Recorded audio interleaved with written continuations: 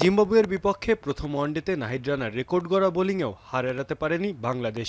মাত্র ১৪২ রানের ছোট্ট টার্গেট পার করতে পারেনি টাইগার ব্যাটাররা। টেস্টের ২ ইনিংসের হতাশার পর ওয়ানডেতেও ব্যাটারদের ছন্দহীনতা বড় উদ্বেগের কারণ হয়ে দাঁড়িয়েছে মেহেদী হাসান মিরাজের দলের জন্য।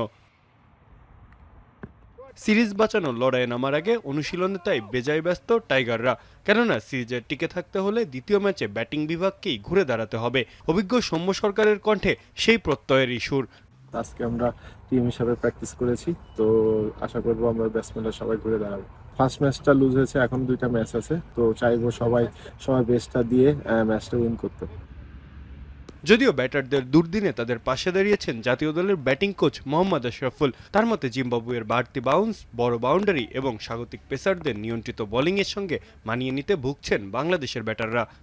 বাংলাদেশে যখন খেলি দেখা যায় যে বাউন্ডারির সাইজটা থাকে 60-65, কিন্তু এই জায়গার বাউন্ডারিটা কিন্তু ছিল অলমোস্ট 75-73।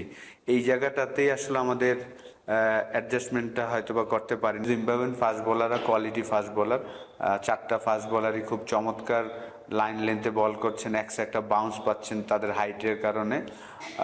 অবশ্যই এখান থেকে আমরা কামব্যাক করবো আমি বিশ্বাস করছি। অন্যদিকে প্রথম জয়ের আত্মবিশ্বাস নিয়েই মাঠে নামবে জিম্বাবুয়ে। নতুন অধিনায়ক রিচার্ড এনগারাভার নেতৃত্বে সিরিজ নিশ্চিত করাই লক্ষ্য স্বাগতিকদের।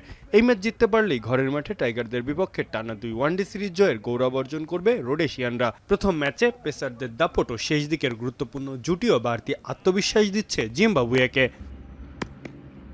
হারারের একই পেস ও বাউন্স সহায়ক উইকেটে আবারও টস গুরুত্বপূর্ণ হয়ে উঠতে পারে বলে মত সংশ্লিষ্টদের। মাহফুজ আহমেদ, এখন।